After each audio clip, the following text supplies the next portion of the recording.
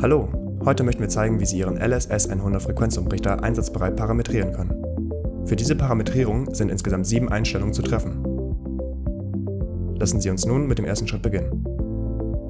Als erstes aktivieren wir den Start-Stopp-Betrieb, indem wir zu dem Parameter DRV navigieren.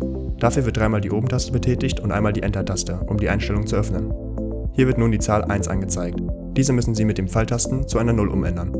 Drücken Sie danach zweimal die Enter-Taste, um die Änderung zu speichern, und einmal Escape, um zurück zur Startanzeige zu gelangen. Schritt 2. Jetzt aktivieren wir die Geschwindigkeitsregelung über die Pfeiltasten. Hierfür drücken wir nun 4-mal die Oben-Taste und bestätigen mit Enter. Hier ändern wir die 0 zu einer 1.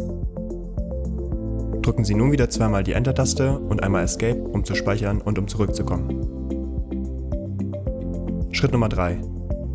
Als nächstes muss die Motornennleistung in das Gerät eingegeben werden. Dieser Wert ist am Typenschild des Elektromotors ablesbar.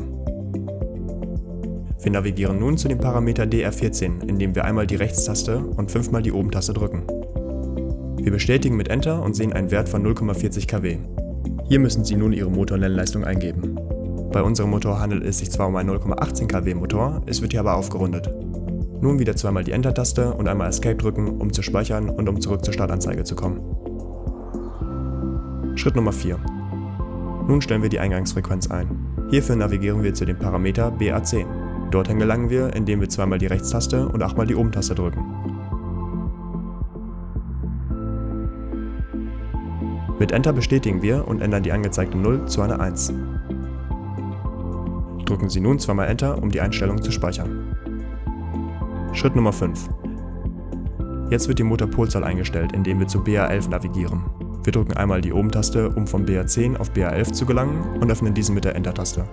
Da es sich bei uns schon um einen 4-poligen Motor handelt, verändern wir an diesem Parameter nichts und drücken einmal die Enter-Taste. Schritt Nummer 6. Als nächstes stellen wir die Motornennspannung bei dem Parameter BA15 ein. Auch dieser Wert ist am Typenschild des Motors zu finden. Wir drücken nun 4-mal die Oben-Taste und einmal Enter. Hier drücken wir einmal die Oben-Taste, um die 0 zu einer 100 zu ändern.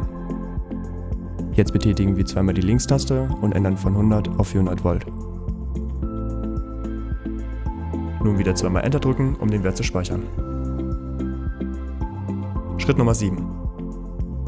Als letztes stellen wir die Eingangsspannung ein, indem wir zu dem Parameter BA19 navigieren.